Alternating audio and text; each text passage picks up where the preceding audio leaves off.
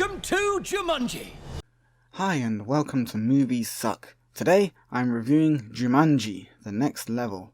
I'm going to start this review by saying, go and see this movie.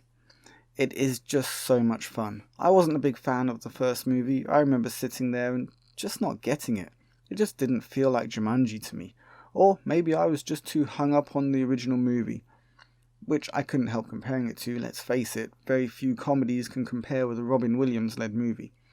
But I've mellowed, and I've come to the conclusion that while the remake is very different and is now updated and more socially conscious, but with a tongue-in-cheek sense of fun, it is in fact a pretty good movie.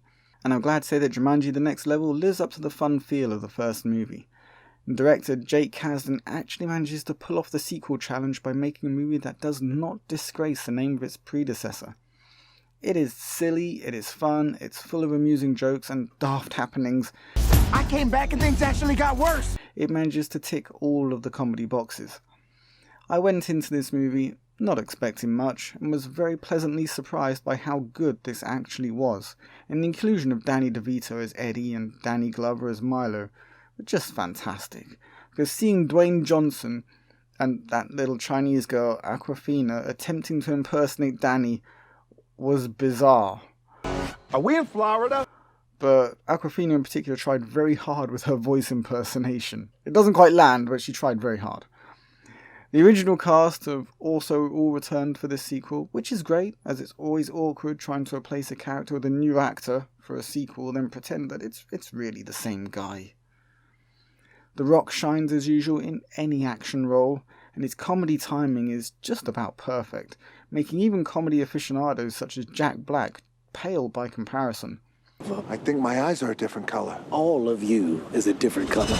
Karen Gillan is fantastic as Martha, one of the best kick-ass female characters of recent times, and is great as The Rock's female counterpart. I'd be happy to see her in more action-related roles in the future.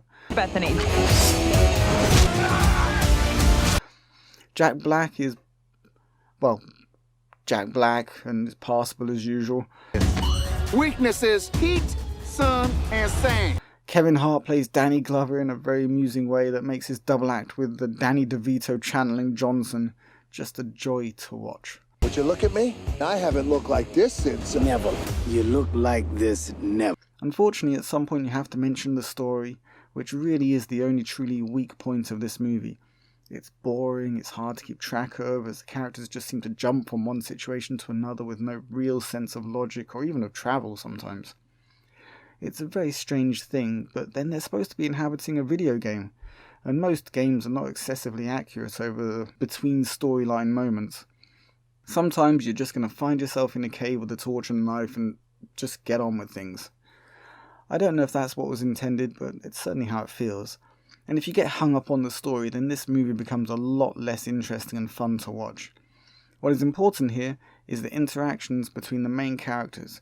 Everything else is just window dressing, and not worth worrying about. Like, how did they know which of the Doom buggies out of all of those ruined Doom buggies would actually work?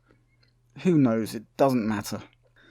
The bad guy, played by Rory McCann, is yet another hash-up of big, bad, gross-looking evil guy that really doesn't matter one way or the other.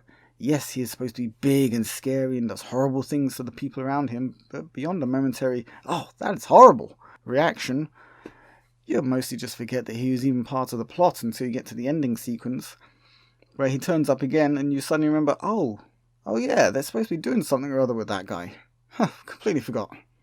The more you reflect upon the plot, the more it becomes just a jumbled mess of nothing to see hereedness, so it's best to just forget about it and enjoy the character interactions, which is what made the first movie watchable in the first place. No, this isn't the best movie of the year. That title already belongs to Ford vs Ferrari, or Le Mans 66 if you're from the UK or Europe, but it is one of the funniest. And no other movie that I can think of has a horse as one of the main characters, so there's that, I guess. Honestly, I can't remember the last time a movie made me laugh out loud as often as this. Even the plot of Charlie's Angels wasn't as funny, though I admit it's a close second. So, to conclude, if what you want is to be entertained for an hour and a half and come home with a smile on your face chuckling at the absurdity of a movie, then this is the movie for you. If what you want is to stare at the screen looking perplexed and wondering what the hell is supposed to be going on, then again, this is the movie for you. If you want to watch an action comedy movie that ticks all the boxes except great story, then again, this is the movie for you. If, on the other hand, you want a great movie with a fantastic story, then what the hell are you doing here? Go watch Ford vs. Ferrari and enjoy some truly great cinema, and a true story to boot. This is Movies Suck. I was doing a smouldering stare there, you missed it, don't worry. Signing out. Leave a like, share, subscribe, and I'll catch you guys on the flip side. Oh, by the way, don't forget to stay after the credits because there's a little bit extra after there. You want to catch that.